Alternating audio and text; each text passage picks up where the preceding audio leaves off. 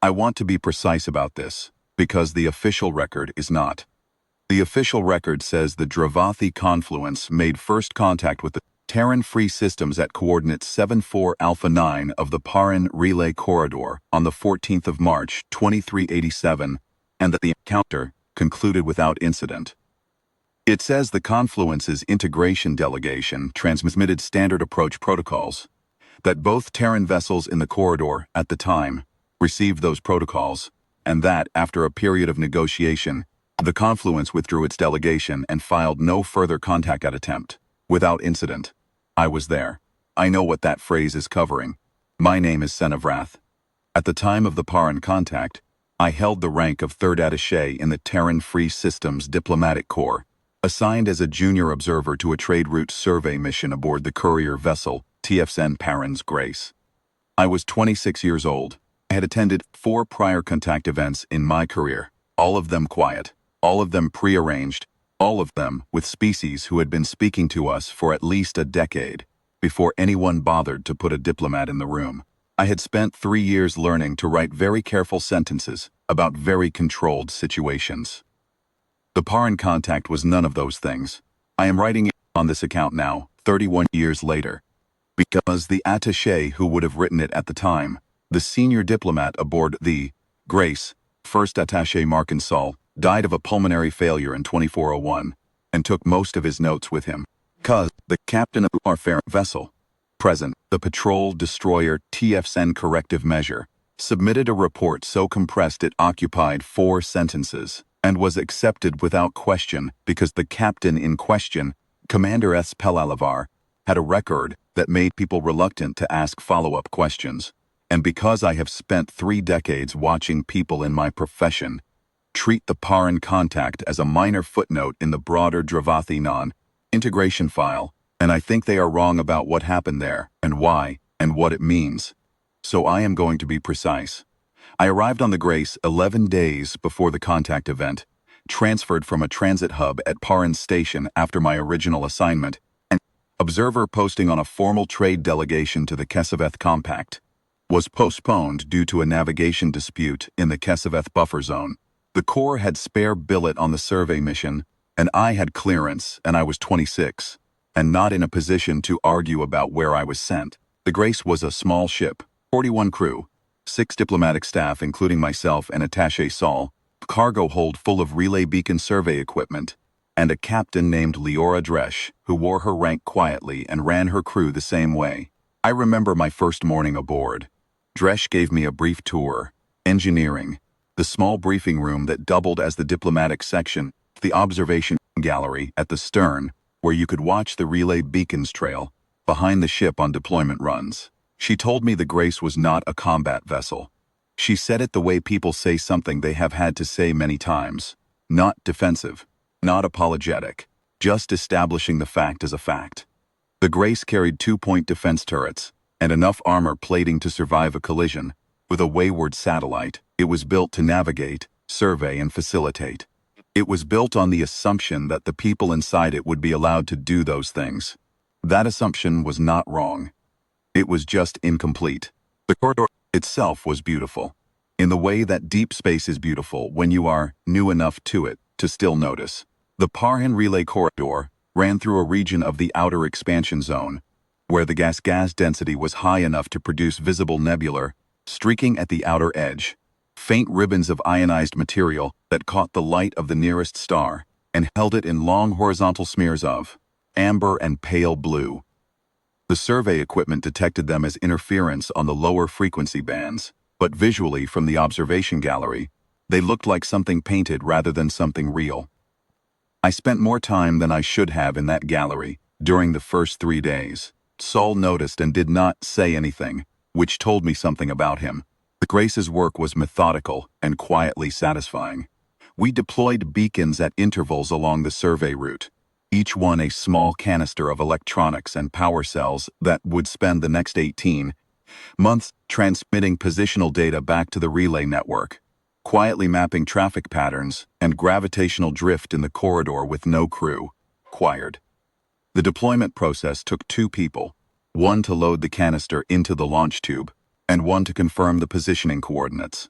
I was assigned the coordinate confirmation role because it required reading navigational data rather than lifting anything, and on the third day, I discovered that the relay beacon positioning system used a sensor array so sensitive it could resolve a contact the size of a small shuttle at distances that most tactical systems would classify as long-range.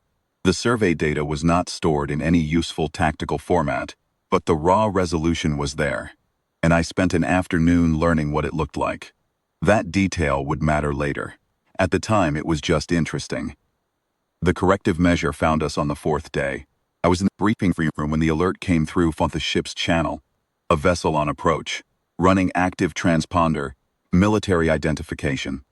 I went to the nearest viewport and couldn't see anything except relay beacons and stars. That told me how far out it still was, which told me how large it was because a ship close enough to see is a small ship in this corridor. I watched for several minutes before Dresh came over the intercom and told the diplomatic staff we had company. Eth's Pelivar brought the measure in at a pace that felt deliberate. Not slow exactly, but measured, the way a person moves through a room they have decided belongs to them. The destroyer was an old Vandrick-class hull, one of the patrol variants is built. The fleet doctrine shifted toward the heavier cruiser configurations. It looked worn from the outside. The hull plating was scored in places. The forward's sensor housing had clearly been replaced at some point with a unit from a different generation of equipment, and the running lights along the spine had a slightly uneven pulse that suggested one of the relay nodes was drawing more power than the others. It was large. Vandrick-class patrol destroyers were large. They had been built at a time when the strategy was to put as much mass as possible between the crew and whatever they encountered, and that philosophy was still legible in every line of the hull. The main gun emplacements, there were 4 of them on the forward quarter, 2 more on each broadside, had the dark, blunted look of systems that had been used and maintained rather than installed and ignored. Pelivar came over the diplomatic channel rather than Dresh's command channel, which I noticed, and which Saul noticed, and which Dresh probably noticed too, though she didn't say anything about it. The voice was flat and dry and not unfriendly in the way that people who are accustomed to not being friendly perform unfriendliness. He said, "Atshay Saul. Commander Pelivar, TFSN corrective measure. We've been assigned to shadow your survey run for the next 18 days per standing. Troll orders in the corridor. I understand you have an objection filed with the Corps." Saul did. He had filed it before I boarded. The Grace's mission profile had explicitly requested a solo diplomatic footprint in the corridor on the grounds that military presence alongside a survey courier complicated the political signal in zones, where the survey work was partially intended to demonstrate non-threatening TFS presence. It was a reasonable position. It was also, I would come to understand, a position that Pelivar found approximately as interesting as the objection, particularly opinionated relay beacon. "The objection stands," Sol said, in the careful flat tone of a man who knows his objection has already been overruled. "Noted," Pelivar said. "I'll stay out of your way." He did not stay out of our way, or rather, he stayed precisely as far out of our way as his orders required and no further, which meant the measure held a trailing position, approximately 40 kilometers off our port quarter, for the next 10 days, close enough that it showed on our passive sensors at all times. And Pelivar sent a brief operational status update to the Grace's command channel every 6 hours, which Dresh read and which Sol did not read, and which I read because I was junior enough that reading things other people didn't want to bother with was most of my job. The updates were terse. Course, speed, sensor condition, fuel state, crew status. Nothing in them was objectionable. Nothing in them was warm either. They read like a man filing reports he had no personal investment in but intended to get exactly right. There was a precision to them, a consistency of format, a uniformity of interval, that I found in an abstract way reassuring. Whatever else Pelivar was, he was not someone who let things slide. I started to form an impression of him from those reports. Then I adjusted it. Then I adjusted it again. Because the thing about precise terse people is that the precision is the data and you have to be willing to read it. Saul's relationship with the reports was different. Saul ran diplomatic correspondence the way some people run complex machinery. with an expert's confidence, an expert's speed, and an expert's tendency to filter everything through the professional model until something sufficiently unexpected forced a recalibration. He had been doing this for 23 years. He was good at it. He was also, by temperament and training, oriented toward the diplomatic channel and mildly impatient. With anything that came through military channels, he regarded as a separate and somewhat blunter instrument than the ones he preferred. Corps and the fleet had been arguing about this for decades. Saul represented one side of that argument, and Pelavar, silently, presented the other, and neither of them was wrong exactly, which is why the argument had been going on for decades. I watched the shape of that argument play out in the small daily details of the survey run. Dresh handled the liaison work between the two vessels herself, which I suspect she did partly to keep Saul from having to communicate directly with Pelavar more often than necessary, and partly because she was the kind of captain who believed that liaison work was the captain's job and not something to delegate. She was efficient at it.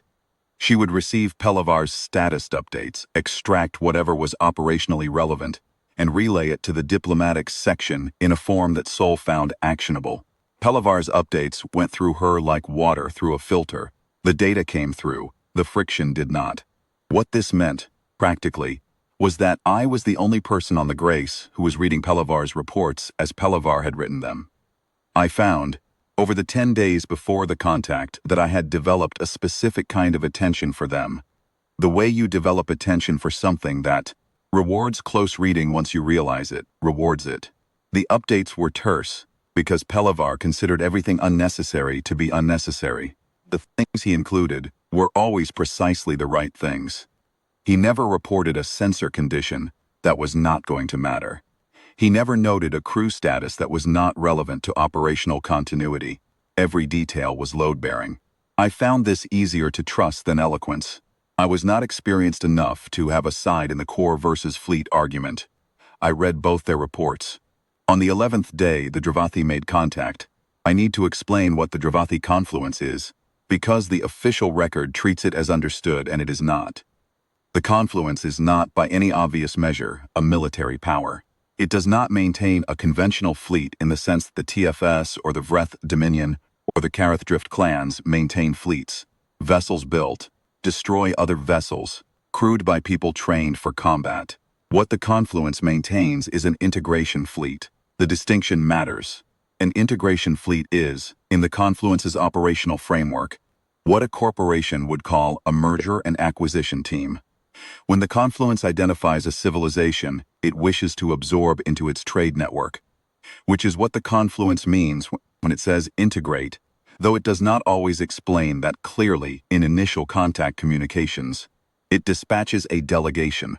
The delegation is simultaneously a diplomatic mission, a commercial survey, a logistical assessment, and, in most cases, an encirclement. The diplomatic vessels carry genuine trade proposals. They also carry very precise sensor arrays that spend the entire negotiation period mapping the other civilization's assets, traffic patterns, defensive postures, and economic dependencies.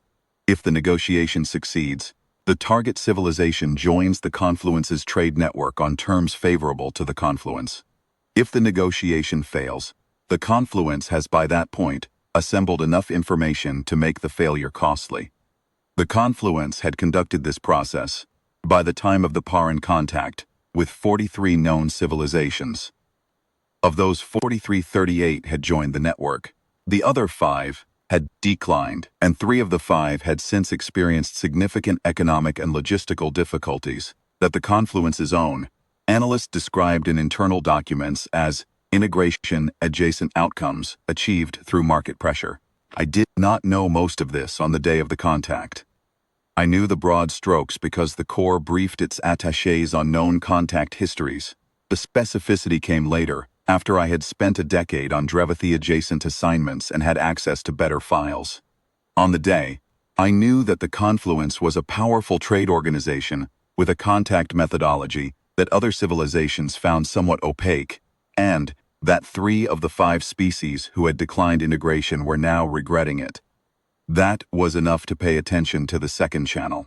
The contact signal came in on 2 channels simultaneously. That was the first unusual thing.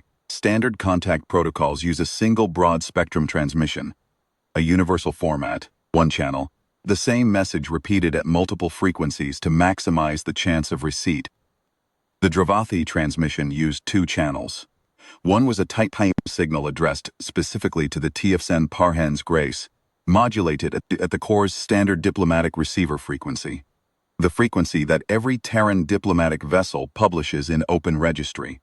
The other was a separate signal on a frequency I recognized but didn't immediately place, until I pulled the spectrum reference files and found it was a legacy military comms band that the TFS had used for intership tactical data exchange during the early expansion period, before the doctrine shifted to encrypted quantum channels, the kind of frequency that would be known to anyone who'd studied TFS communications history with any seriousness, the kind that would reach the corrective measure, and, in the design of whoever sent it, would be expected to go no further.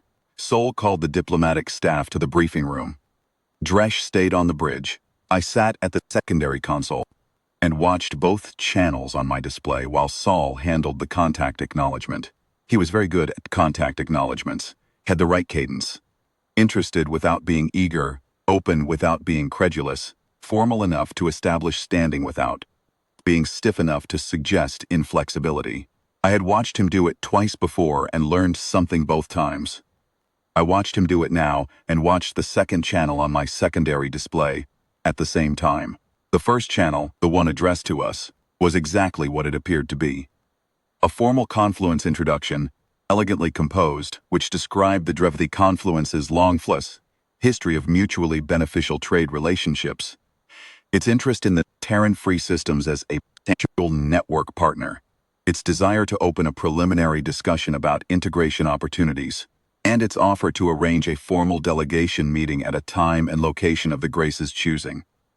It was a good letter. I had seen enough diplomatic correspondence to know a good letter when I read one, and this was a good letter. The language was warm without being effusive. The proposals were concrete enough to seem serious but vague enough to commit to nothing. The tone balanced deference and confidence in the way that the most practiced diplomatic communications always do, suggesting a counterparty who understood the form as well as they understood the content. I read it twice. Then I read the spectrum data on the second channel. The second channel was carrying something that was not a letter. It took me about 4 minutes to understand what I was looking at, partly because I was a junior attaché and not a signals analyst, partly because what I was looking at was not something I had been trained to see.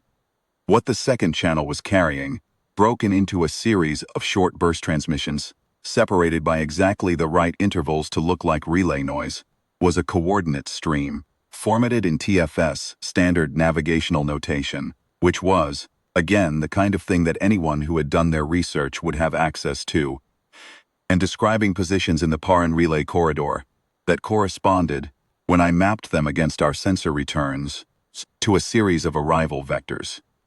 Not arrival vectors for the delegation vessel that had sent the first channel letter. Arrival vectors for a number of other vessels, from a number of other directions, all of them converging on the area around our current position over the next approximately 14 hours. I had a particular thought in that moment which I remember clearly because it was unusual for me. This is not the kind of thing I am supposed to be the one who notices this. I was a third attaché. My function in this mission was to observe, to assist Sol, and to learn the practical mechanics of diplomatic fieldwork in a way that the Corps' training programs, excellent in classroom settings, could not replicate. I was not a signals analyst. I was not a tactical officer. I had no standing to act unilaterally on information derived from a communications channel I had been reviewing without explicit authorization in a situation that was clearly evolving in ways that exceeded my professional remit. That thought lasted about 4 seconds. Then I looked at the chord stream again, and at the 14 arrival vectors it described, and at the timing of those vectors against the natural arc of the diplomatic conversations Sol was having on the first channel, and I dismissed the thought and did what seemed necessary. I sent a message to Pelavar's command channel, Not through Sol, not through Dresh. Directly from my console because I had the codes from the operational status updates. And I attached a compressed copy of the second channel data. I did not tell Sol I had done this. I want to be precise about that too.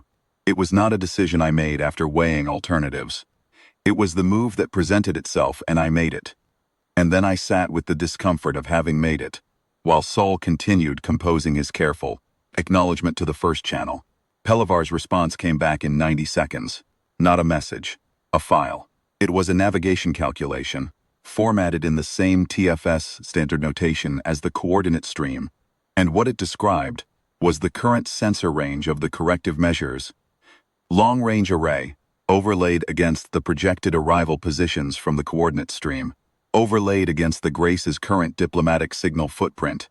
The calculation had no text attached to it. It didn't need text. What it showed, very clearly, was that the arriving Confluence vessels would reach optimal positioning, the kind of positioning that allowed the kind of sensor for coverage the Confluence's methodology depended on, at roughly the same time as the first channel diplomatic conversation would be expected to reach. Preliminary agreement point. Not a coincidence, a schedule. And what else the calculation showed?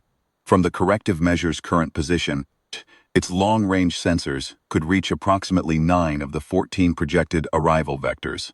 The remaining 5 were in a cone behind our position, where the destroyer's array had a resolution gap, a known limitation of the Vandrick class sensor suite, which had been designed for forward aspect detection and sacrificed some rear-quarter fidelity to achieve it.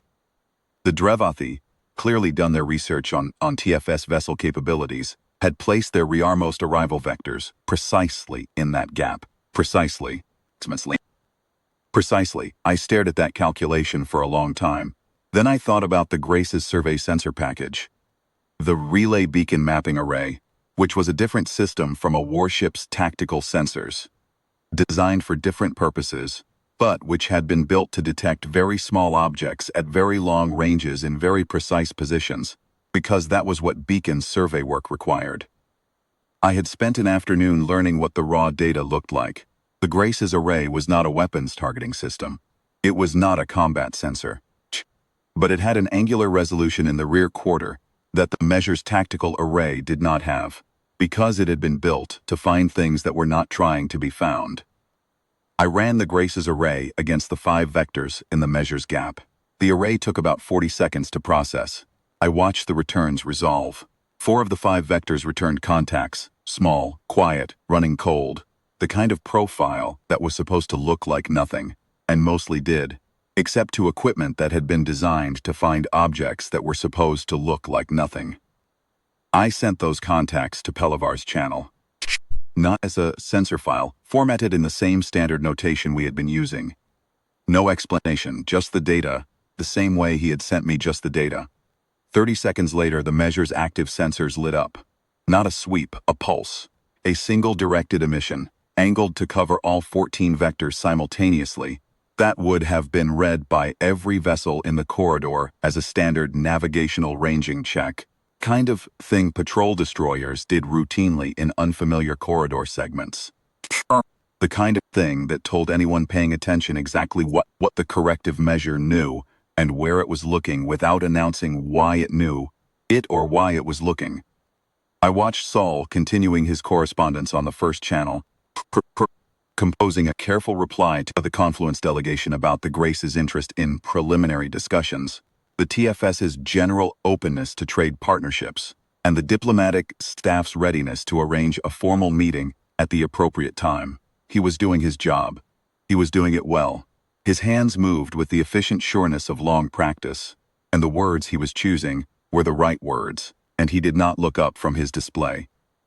Dresh came on the ship channel and told the crew, in the calm voice she used for everything, that the tactical situations in the corridor had changed, and that all non-essential personnel should be at their stations. The first of the Confluence vessels arrived 8 hours early.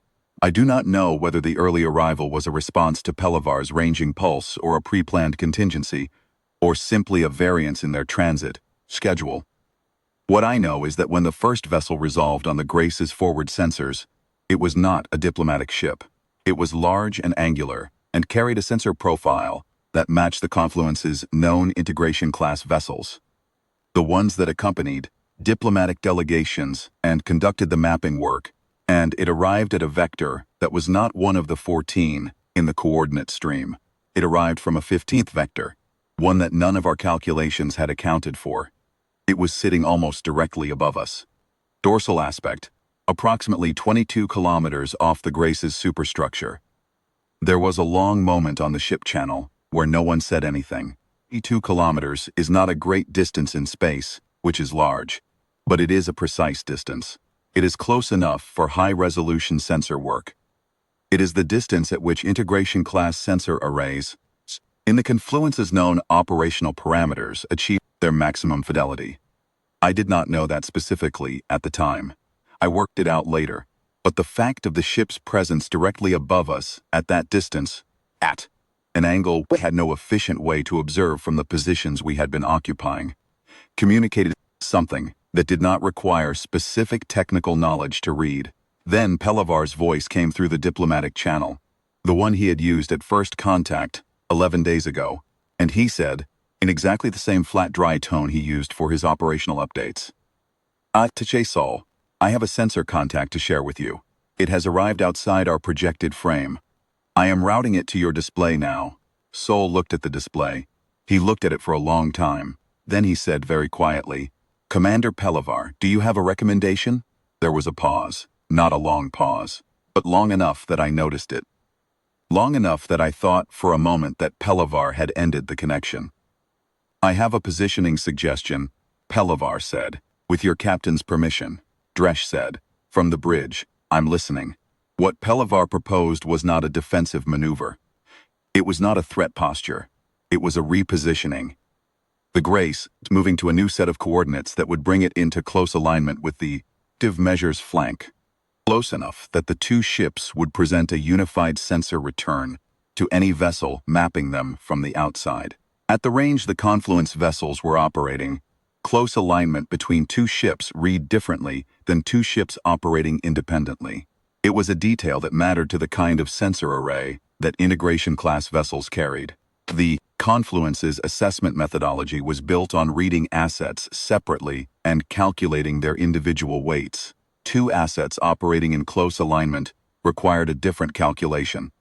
One that the Confluence's integration doctrine, designed around the convention that the diplomatic couriers and military escorts maintain distance from each other as a matter of protocol, had not been built to perform quickly. Pelavar knew this because he had read the Confluence's contact history and methodology with the thoroughness he applied to everything.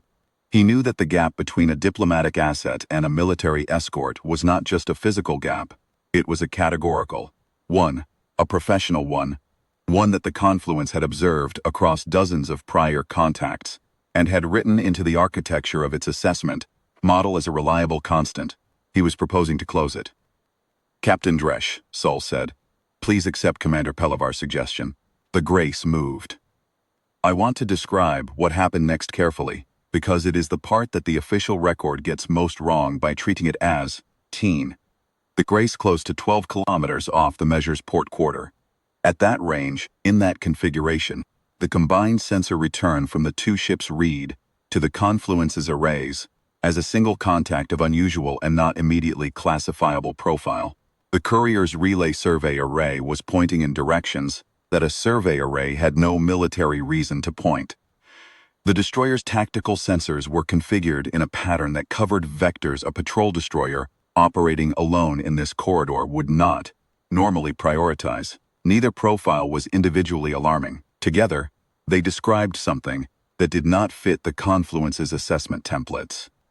Something that had the forward fort aspect coverage of a tactical sensor, suite, and the rear quarter resolution of a survey array simultaneously, in a configuration that implied either a level of inter-system integration that no known Terran asset class possessed, or two separate systems operating as one. The diplomatic correspondence continued throughout this. Sol kept writing.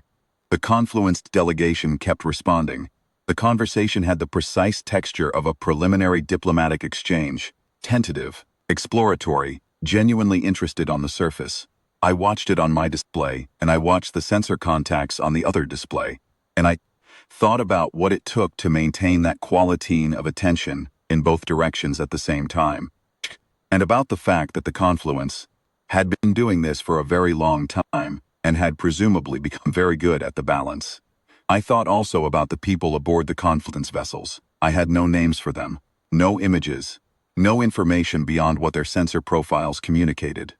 But they were people of some kind, organized, purposeful, operating according to a plan they had refined over decades and 42 prior encounters. They had done their research. They had found legacy frequencies. They had mapped the Vandrick-class sensor gap.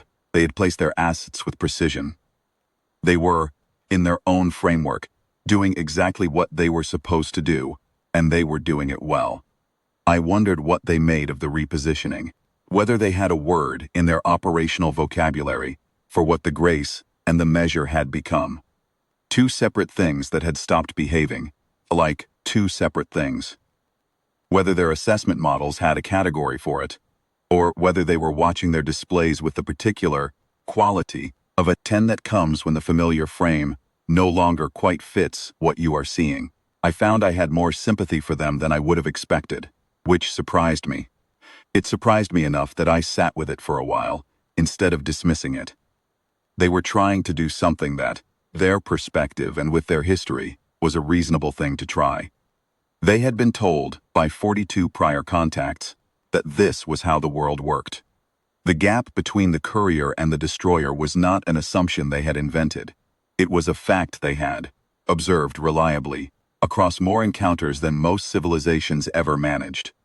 They were not wrong to trust their data. They were just going to have to get new data. 3 more Confluence vessels arrived over the next 4 hours.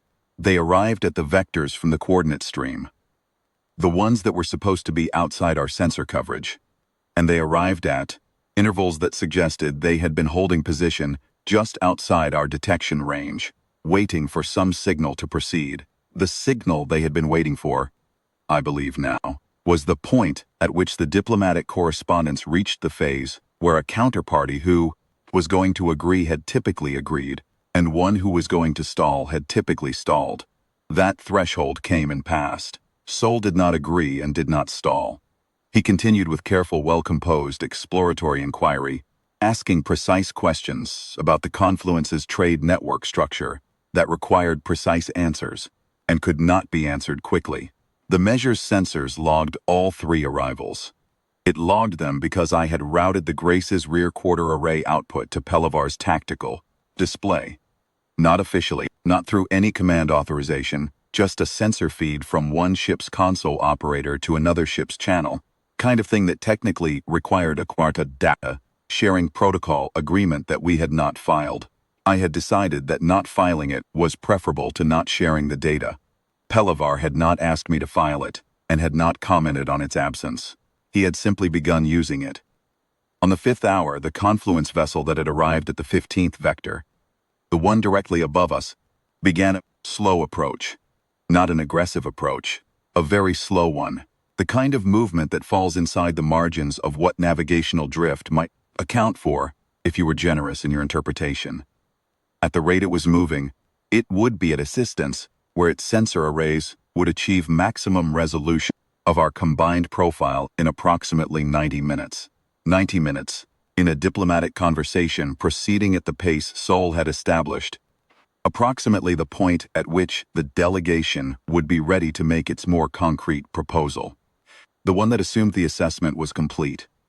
The one that, in the Confluence's prior contacts, had been accepted or had been the prelude to an integration-adjacent outcome. Pelavar came back on the diplomatic channel. "Attaché Sol," he said, "I have a fire control observation I'd like to share with you." Sol looked up from his display. "Share it. The vessel at the dorsal position is moving to a targeting distance for its sensor arrays. At that range, it will achieve full resolution on our profile. Based on the integration methodology in the Confluence's known contact history, that resolution event typically triggers the second phase of the assessment, the one where the delegation makes a more concrete proposal." He paused. "Proposal? In the cases I've reviewed, is typically made after the delegation knows what it has surrounded. There was a silence on the channel. "Commander," Saul said, "I understand your observation. What is your fire control observation?" "Vessel at dorsal is running its sensor array in a mode that requires its lateral aspect to be oriented toward us," Pelavar said. "In that orientation, it is not presenting its forward aspect toward the measure. A vessel in that orientation, at that range, has not positioned itself for a targeting solution from the measure's forward arc." I understood what he was saying before Saul did. Saul understood it about 4 seconds later. I watched his face. "You're not proposing we fire on it," Saul said. "Proposing we show it our targeting solution," Pelavar said. "There's a difference." There was. It was a precise and important difference. The kind that people who had spent their careers in the Corps spent a great deal of time thinking about. Showing a targeting solution. Transmitting the navigational data that your weapons system had calculated, without activating the weapons system, was a communication act, not a hostile act. It said, in the clearest possible language that did not involve firing anything, "We know where you are, we know what aspect you're presenting, and we have calculated what it would take to reach you from here. The calculation exists. You should know that it exists." Confluence Vessel's integration doctrine, as Pelavar had read it, was built on an assessment of what a target civilization's assets could actually bring to bear from their known configurations. The doctrine had calculated the Grace as a diplomatic courier, with 2-point defense turrets, and no meaningful offensive capability. The doctrine had calculated the measure as a patrol destroyer with forward arc tactical sensors, and a known rear quarter gap. Neither calculation was wrong. Both calculations described what those vessels were in isolation.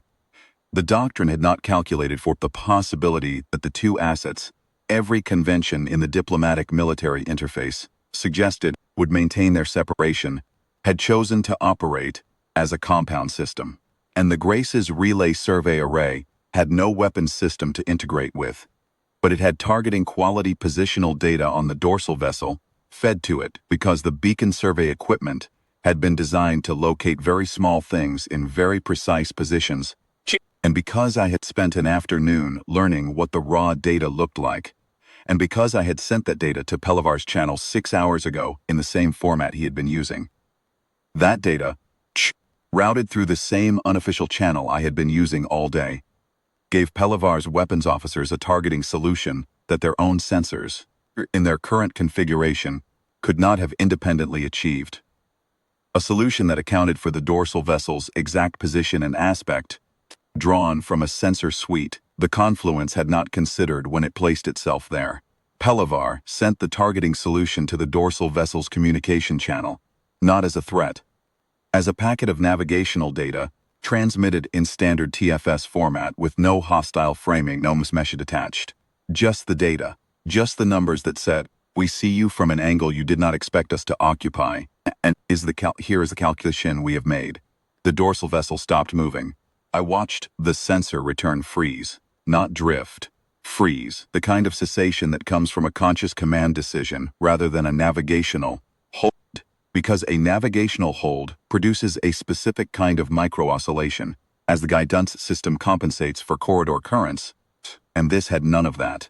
The vessel had received the data, and it had understood the data, and it had stopped. The Confluence's methodology depended on complete assessment, on knowing, with high precision, what an integration target could bring to bear, and from which vectors. On having, before the concrete proposal was made, a clear and reliable picture of the target's actual capabilities and their arrangement. The dorsal vessel's purpose, in this operation, had been to complete that picture, to achieve the final resolution that would tell the Confluence's analysts exactly what the Grace and the measure could do, and where their limits were. It had positioned itself at exactly the right angle to read the forward sensors and point defense of the Grace and the forward arc of the measure. It had not positioned itself to read a targeting solution drawn from a survey array and transmitted through a weapons system. It had not factored into its assessment model. The picture was no longer clear, and the methodology, when the picture was no longer clear, had a response built in: defer. On the diplomatic channel, the Confluence delegation's latest message arrived. It was shorter than the previous ones. It said, in the elegant and careful language the Confluence used for all its communications, that the delegation had reviewed the current contact parameters and believed it appropriate to take additional time before proceeding to the next phase of discussions. It expressed continued appreciation for the Grace's engagement and looked forward to future communications. It said that the Confluence's delegate would be in contact through registered channels at the appropriate time. I had read enough Confluence communications by that point in my career. Well, I had read two, plus the archival records, to understand what at the appropriate time meant in their vocabulary. It meant not soon. It meant that the assessment had produced a result outside the expected parameters, and the methodology needed to be reviewed before anyone tried. So read the message twice. Then he composed a reply that thanked the Confluence delegation for its thoughtful approach, expressed the Terran free system's genuine openness to trade partnerships with responsible parties, and wished the delegation safe travels. It was a very good reply. Warm without being effusive, open without being credulous. I have always thought it was one of his best. 5 Confluence vessels departed over the next 6 hours. They did not do it simultaneously, which would have looked like a coordinated withdrawal, and they did not do it in sequence, which would have looked like a staged retreat. They left in a pattern that could plausibly be described as independent navigational decisions made by individual vessels acting on their own schedule, with no common cause. I did not believe that was what it was, but it was precisely the pattern that would allow the Confluence, in its own internal records, to describe the withdrawal as something other than a withdrawal. The Drevathi Confluence is very good at what it does. I want to be clear about that. They are very good at it. When the last contact dropped off our sensors, Dresh came on the ship channel and said that the crew was authorized to stand down from their stations. Nothing else. No announcement about what had happened. No summary of the situation. No acknowledgement that anything unusual had occurred. Just the authorization to stand down, in the same calm voice she used for course corrections and meal schedule updates. I went to the observation gallery at the stern. The relay beacons we had deployed trailed behind us in a long arc, position lights blinking, at the intervals the survey schedule required. The nebular streaking at the corridor's outer edge was still there, still amber and blue, still indifferent. The corridor looked exactly as it had looked 11 days ago when I had been new enough to it to stand in this gallery and think it beautiful. That seemed correct and also slightly absurd. Pelavar came on my personal channel about 20 minutes later. Not the diplomatic channel, not the command channel. The direct contact code I had used when I sent him the first sensor file, which he had apparently saved. He said, "Attaché Vrath, the data sharing arrangement we've been operating under, I'd like to formalize it, going forward if you're willing." I thought about that for a moment. Formalizing it meant documentation. It meant an official data sharing protocol, which meant it would be in the record. Which meant Saul would know exactly what I had been doing for the past 14 hours without consulting him. It also meant it would be in the record, which meant that the next time a diplomatic courier and a patrol destroyer found themselves in a situation like this one, the instrument we had improvised would exist as a real instrument, rather than a series of unofficial channel transmissions that could be attributed to technical anomalies. "I'm willing," I said. There was a pause. "You figured out the second channel fast. Taught you signal analysis." "Nobody," I said. "I just read the spectrum data." Another pause, longer than the first. The kind of pause that, in my subsequent career, I learned to read as a man revising an estimate. "You routed your rear array to my fire control system," he said. "Taught you how to do that." "The format you used for the first navigation calculation," I said. "I just followed the notation." He was quiet for long enough that I wondered if the channel had dropped. Then he said, in the same flat, dry tone he used for everything, "Well, all right." That was the end of the conversation. I want to say something about Saul because I think he deserves it. Saul knew, by the time the Confluence vessels had departed, that I had been operating on a parallel channel without his authorization. He was not a foolish man, and he had seen enough of my console activity to piece together the timeline. He did not say anything about it that day. He did not say anything about it the following day, either, when Pulliver formally filed the data-sharing protocol and copied the Grace's diplomatic staff. Sol read the filing, acknowledged it in the log, and said nothing. On the third day after the contact, he called me to his office, the small cabin that served as his working space on the Grace. And he sat me down and he said, "Tell me what you saw on the second channel." I told him. All of it. The coordinate stream, the arrival vectors, the gap in the measure's sensor coverage, the rear quarter contacts, the targeting solution, the dormant methodology of the Grace's survey array. All of it, in the order it had happened. He listened without interrupting. When I finished, he sat for a long time without speaking.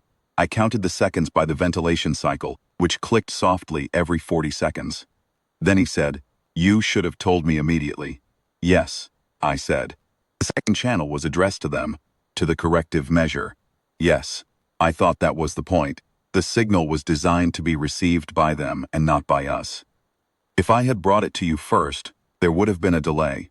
I wasn't sure the delay was safe. He looked at me for a long time. Was it the right call? I did not answer that.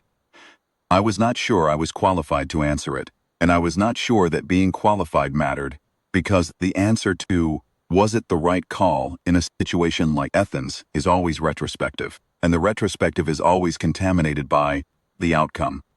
You cannot cleanly separate what you knew from what happened next, once the next has happened.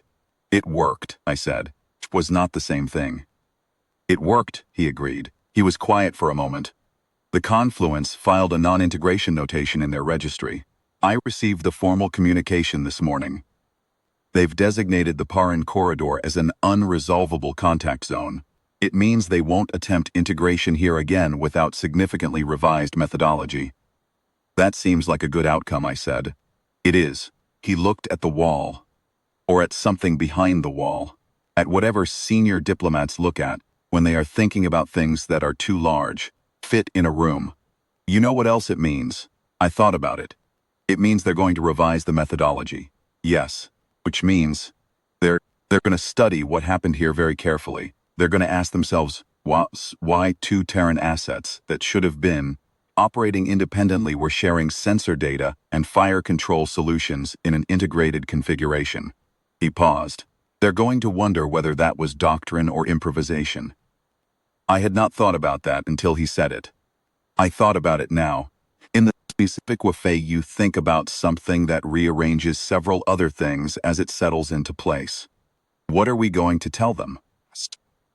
Sol looked at me with the expression of a man who has spent decades in a profession that is entirely about deciding what to tell people, and when, in what form, and to what degree of completeness. "Nothing," he said.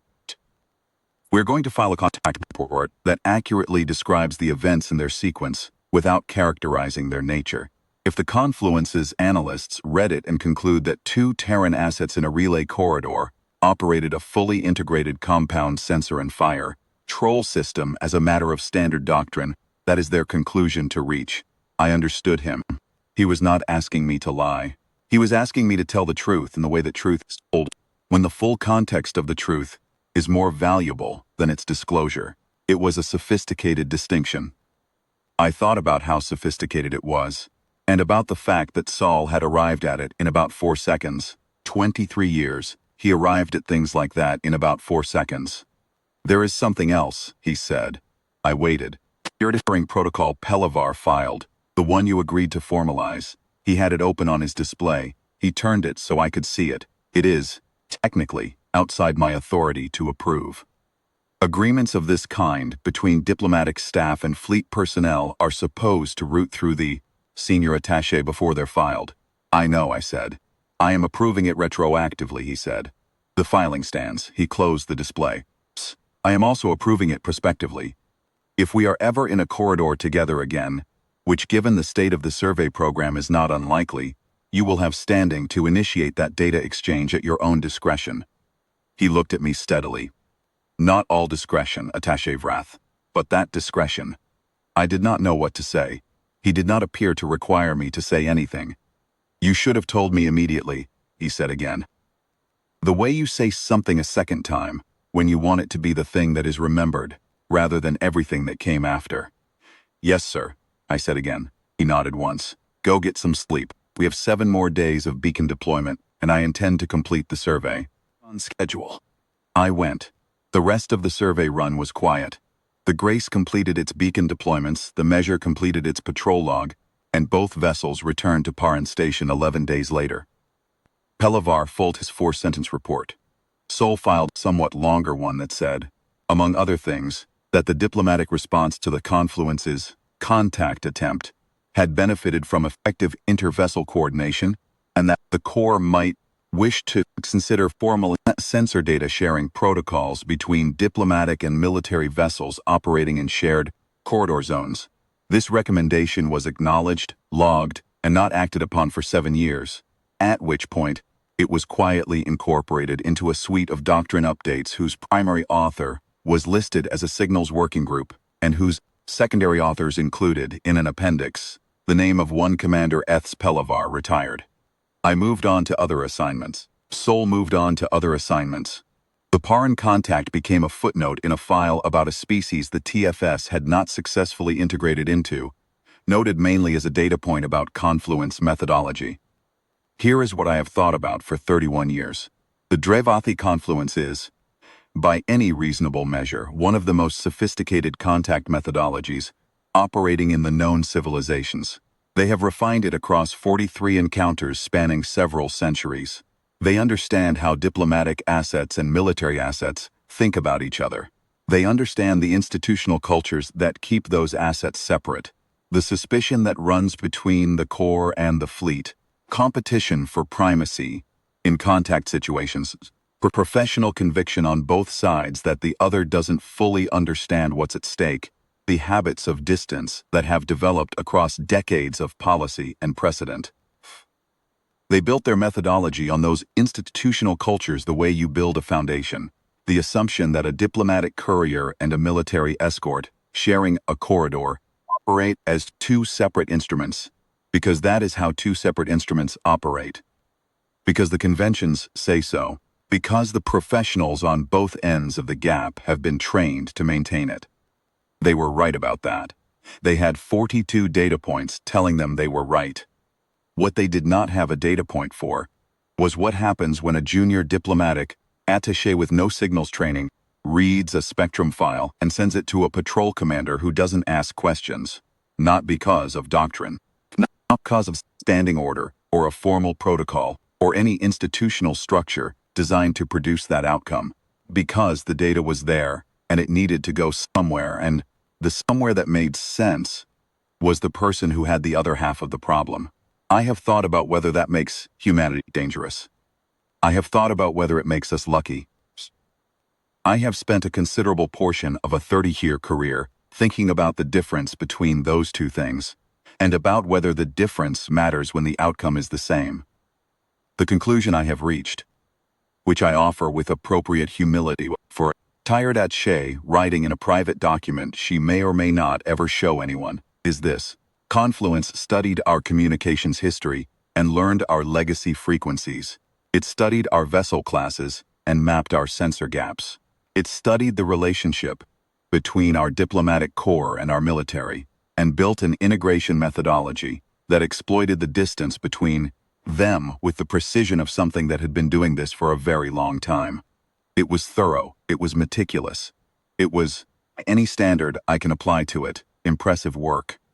And it had no framework for the fact that the gap it was exploiting, the professional distance, between a diplomatic courier and a patrol destroyer, between the kind of person who writes careful letters and the kind of person who files 4-sentence reports, can close in 90 seconds when the person on the courier's secondary console decides to send a file. Because humanity is a unified civilization without internal divisions. We are not. Pelavar and Sol did not like each other in the specific way that people who represent competing institutional philosophies and have spent years watching those philosophies argue do not like each other. They represented a real gap. The Confluence was not wrong to see it. They were wrong about what that gap does when the situation changes. Pelavar and Sol were, underneath the institutional distance and the professional conventions and the accumulated friction of 2 organizations that had been arguing about primacy for decades, was practical. They were at the level that mattered on the 14th of March, 2387, people who could see that the problem was larger than the gap, and who closed the gap because the problem was there and needed solving, and they were the ones who had to solve it. I think that is the thing that is hardest to price in from the outside. Not our capability, not our doctrine, not our ships or our sensor arrays, or our fire control systems, or the elegance of the letters Saul wrote. The thing that is hardest to price in is the speed at which two human professionals, in the absence of any institutional instruction to do so, will hand each other the half of the problem they're holding. Because the problem is there. Because the other person is next to them and has the other half. Because who else is going to do it? The corrective measure is decommissioned now, down to a training hull at Parrhen Station. I walked past it once 10 years ago on a transit layover. The hull plates had been partially removed for systems access, and you could see the structural ribbing underneath.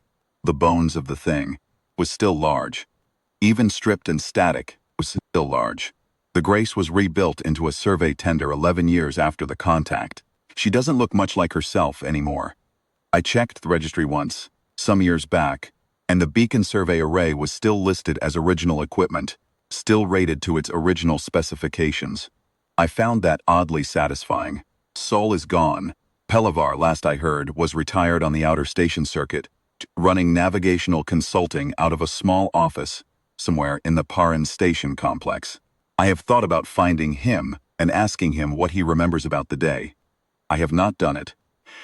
I think we said what needed saying on that channel 31 years ago, and that going back to it might spoil the precision. The Confluence never attempted integration in the Parrhen Corridor again. They attempted it in the Kesavith buffer zone 4 years later, with revised methodology, and found us already there too. And I am told the outcome was similar, though I was not present for it and cannot speak to the specifics.